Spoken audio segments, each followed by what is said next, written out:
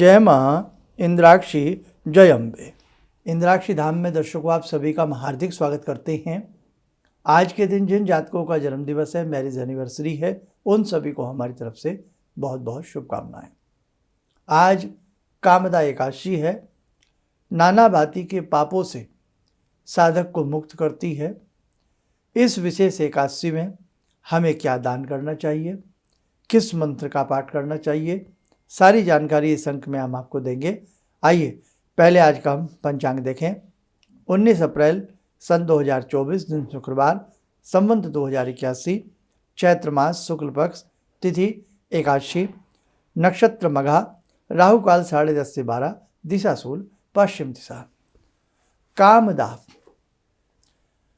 नाना भांति के जीवन में जो पाप होते हैं, अपराध होते हैं, उन्हें समूल नष्ट करने वाली ये एकादशी है। ब्रह्म हत्या जैसे सदृश जो पाप होते हैं, उन पापों का दमन भी ये एकादशी करती है।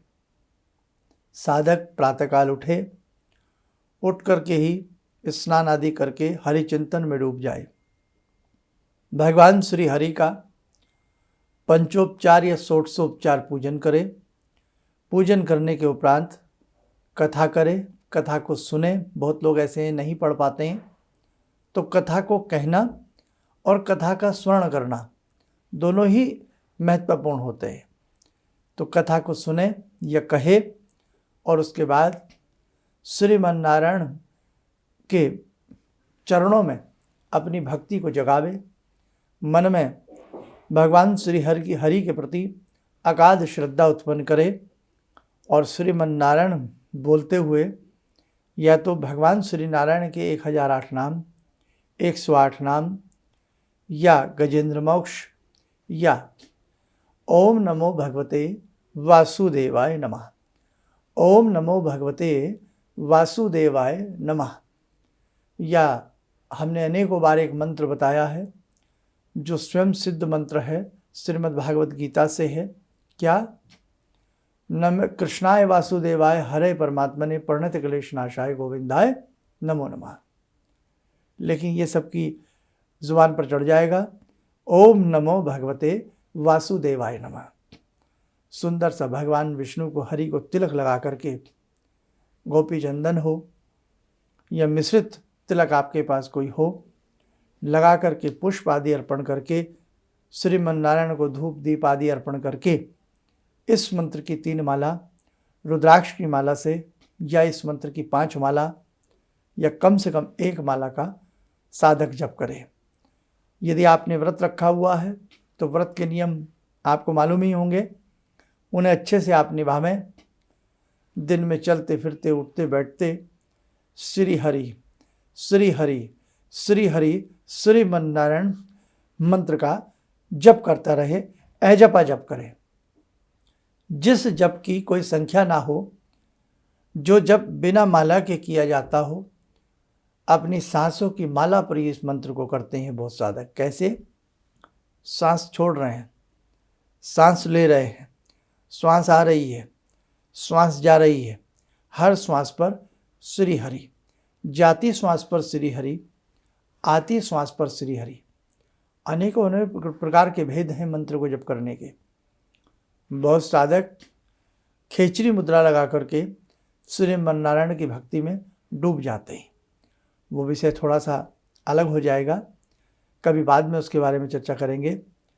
बहुत है आप में से ऐसे, बहुत लोग, आप में से भी बहुत लोग ऐसे साधक होंगे जो खेचरी मुद्रा लगा करके अनेकों प्रकार के मंत्रों को मन ही मन मानसिक दृष्टि से जपते हैं। लेकिन खेचरी मुद्रा, इस प्रकार की जो भी मुद्राएं होती हैं, वो आप किसी परफेक्ट गुरु के निर्देशन में सीखें, फिर आप किया करें। ठीक है? चलिए, अब आज जितना आपसे बन सके, कहीं भी आपके आसपास गौशाला है, गौ का स्थान है, गायें कहीं ना कहीं दिखी जाती हैं घूमती फिरती, तो जितना आपसे बन सके उनकी सेवा करें और उन्हें शीतल ठंडा जल पिलाएं। गर्मी का समय है, गौ को जल पिलाना बहुत ही ज़्यादा भाग्यशाली व्यक्ति का काम होता है। और देखो, जहाँ सारे इंतजाम हैं अक्सर हम लोग वहीं जाकर के कोई सेवा करने का प्रयास करते हैं, लेकिन जहाँ गायें इसी प्रकार से घूम रही हैं, खाने को कुछ नहीं है, बैठने का स्थान नहीं है, पीने के लिए पानी नहीं है, तो असली भक्ति आपकी वो है कि आप वहाँ जावें, उन गौ माता के लिए जो भी आपसे प्रबंध हो सके 2-4 व्यक्ति मिलकर के जरूर करने का प्रयास करना। इससे आपको उत्तम गति की प्राप्ति होगी और गौ माता का आपको मुँह का आशीर्वाद हर स्थिति में प्राप्त होगा। समझ लेना, भगवान श्री हरि की सच्ची सेवा आपने कर ली है। भगवान हरि का ही रूप भगवान श्री कृष्ण है, इन्हें भी हरि कहा जाता है और आपके दुखों को हरने वाले हरि हैं। कहने का भाव, भगवान श्री कृष्ण मुरली बजाते हैं और गौ माताएं दौड़ी चली जाती हैं। अक्सर भगवान श्री कृष्ण की छवि के साथ गौ माता जरूर मिलेंगी। इसलिए सच्चे अर्थों में जो हरि के सेवक हैं, हरि के भक्त हैं, भगवान श्री हरि के चरणों में रहना चाहते हैं, उन्हें गौ भक्ति जरूर करनी चाहिए। कहीं ना कहीं हम देखते होते हैं, हम दिल्ली की बात करें तो कई बार ऐसा मन दुखता है कि उनके बैठने का स्थान नहीं है, पीने को पानी नहीं है, धूप इतनी पड़ रही है। तो आज हमें इन सब चीज़ों का एक विशेष ध्यान देना होगा। हम घर में गौ माता की छवि की गोलक ला करके रख लेते हैं, उसमें पैसा डालते रहते हैं, भरने का प्रयास करते हैं, लेकिन जो साक्षात हमें भूखी प्यासी गायें घूमती फिरती दिख रही हैं, उस तरफ हमारा ध्यान होना चाहिए।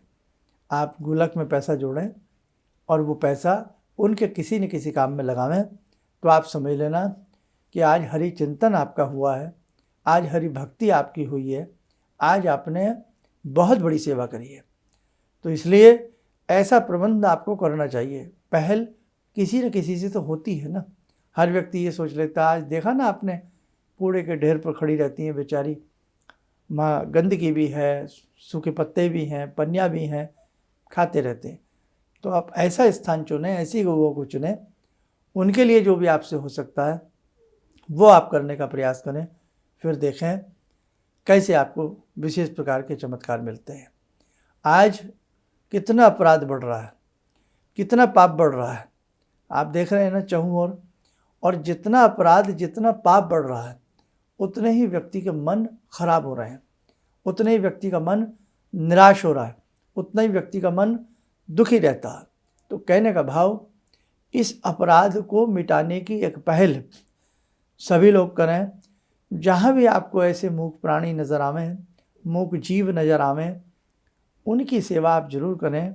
उसमें चाहे वो कुत्ते हों, चींटियाँ हों, पक्षी हों, गौ हों, जरूर आप अपनी तरफ से सेवा करने का प्रयास करें। हिंदू धर्म में ख़ास तौर से हम लोग जो ज्योतिष होते हैं, हम आपको अनेक बार उपाय बता देते हैं कि साहब मंगलवार के दिन चींटियों को जाकर के मीठा आटा डालें, इस दिन जाकर के गौ माता की सेवा करें, इस दिन कुत्ते को दूध पिलाएं। बताते हैं ना, बहुत लोग इन्हीं चीज़ों का उपहास बना लेते हैं, मजाक बना लेते हैं कि अरे साहब ये तो चींटी को आटा डालते हैं, ऐसा करते हैं, वैसा करते हैं।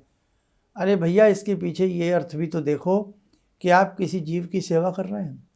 आपको अगर किसी जोशी ने कहा कि आप कुत्ते को दूध पिलावें, कुत्ते को बिस्किट खिलावें, चींटियों को आटा जिवावें, गौ माता को पहली लोई की रोटी देवें, तो आप इसके पीछे एक सेवा भी तो देखें, आप इसके पीछे एक जीवों के प्रति भाव भी तो देखें, ये चीज़ें भी तो देखें। मजाक बनाने को तो भैया आप किसी भी चीज़ की बना सकते हैं। इसलिए देखो बेटे, किसी की बातों में मत आना, जीवों पर दया करो, है ना, जीवों पर दया करनी चाहिए। इसलिए भगवान किसी न किसी रूप में किसी न किसी के हाथों से किसी को खिलवा देते हैं। भगवान किसी न किसी के रूप में किसी के पैसे कहीं खर्च करवा देते हैं। भगवान किसी न किसी रूप में किसी से कुछ बुलवा देते हैं, किसी से कुछ कहलवा देते हैं, स्वयं नहीं आते। तभी तो कहते हैं कण कण में भगवान है, रग रग में भगवान है, कंकर कंकर में शंकर हैं, चहु और भगवती का वास घूम रहा है। इसलिए बेटा, सच्ची सेवा तो वही है जो आपको नज़र आती है कि हाँ भाई, ये सेवा मैंने की है, ये सेवा होनी चाहिए। ठीक है, ऐसी जगह जाकर के हमें हमेशा सेवा करनी चाहिए जहाँ कोई सेवा करने को तैयार नहीं होता। चलिए समय हो चला आज की ध्यान साधना का। जुड़ते हैं श्रीमन नारायण भगवान श्री हरि से। ॐ करारविन्दे न पदारविन्दं मुखारविन्दे विनिवेशयन्तं वटस्य पत्रस्य पुटे शयनं बालामुकुन्दं मनसा स्मरामि बालामुकुन्दं मनसा स्मरामि कस्तूरीतिलकं ललाटपटले वक्षस्थले कौस्तुभं नासाग्रे वरमौक्तिकं करतले वेणुकरे कङ्कणं सर्वाङ्गे हरिचन्दनं सुललितं कण्ठे च मुक्तावले गोपास्ति परिवेष्टितो विजयते गोपालचूडामणि शान्ताकारं भुजगशयनं पद्मनाभं सुरेशं विश्वाधारं गगनसदृशं मेघवर्णं शुभांगं लक्ष्मीकान्तं कमलनयनं योगवृद्ध्यानगम्यं वन्दे विष्णुं भवभयहरं सर्वलोकैकनाथं। कवच बना लें, ध्यान करें, श्री हरि का शुभ आशीष हम सबके ऊपर बरस रहा है।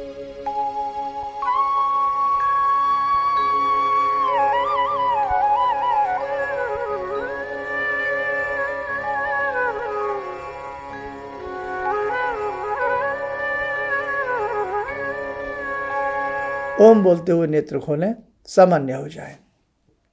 देखो साधकों, सच्ची सेवा का अर्थ क्या है? सच्ची सेवा तो सेवा है। सेवा करने में थोड़ा कष्ट भी लगता है, मेहनत भी लगती है, श्रम भी लगता है। इसलिए सेवा से जी ना चुराएं, रेडीमेड सेवा ना करें, है ना। मेरा अर्थ यही है कि जहाँ सब दुनिया सेवा कर रही है, किसी चीज़ की कमी नहीं है, अक्सर हम भी उसी लाइन में जाकर के लग जाते हैं और हम सेवा करने लगते हैं। इसलिए वहाँ सेवा करें जहाँ कोई नहीं है। आपको ये महसूस होगा यहाँ मैं अकेला खड़ा हूँ, कोई बात नहीं। आज आप अकेले खड़े हो जाएं, आपके पीछे कतार लग जाएगी, आपके पीछे लाइन लग जाएगी और लोग भी सेवा में वहाँ शामिल हो जाएंगे। शुरुआत शून्य से होती है, किसी भी चीज़ की होती है ना। इसलिए वो शून्य के भागी आप बने और बहुत अच्छे से जीवों पर दया करें, सेवा करें। निश्चित तौर से भगवत कृपा आपको प्राप्त होगी, वैकुंठ आपको प्राप्त होगा। चलिए, आप सब स्वस्थ रहें, सुखी रहें। इन्हीं शुभकामनाओं के साथ हम अपनी वाणी को विराम देते हैं। जय जय अम्बे। भगवान से जुड़ो और भगवान से जुड़ने का जरिया आपने बताया, बहुत अच्छा लगा, बहुत धन्यवाद। और सनातन धर्म को जिंदा रखने के लिए आप जो प्रयास कर रहे हैं वो बहुत सराहनीय है। हम लोग को मौका मिला है, हम लोग भाग्यशाली हैं जो आपके करीब आने का हम लोग को मौका मिला है। किसी भी समस्या के समाधान के लिए मिले प्रसिद्ध हस्तरेखा एवं वास्तु विशेषज्ञ प्रोफेसर धर्मेंद्र शर्मा जी से। नोट: शिविर में भाग लेने हेतु एवं व्यक्तिगत रूप से मिलने के लिए कॉल करने का समय सुबह 10 बजे से शाम 6 बजे तक। हमारे विभिन्न ज्ञानवर्धक कार्यक्रम देखने के लिए आप हमें अभी सब्सक्राइब करें, बेल आइकन को प्रेस करें ताकि आप देख सकें हमारा कार्यक्रम सबसे पहले। और अधिक जानकारी के लिए फेसबुक पेज को लाइक करना ना भूलें।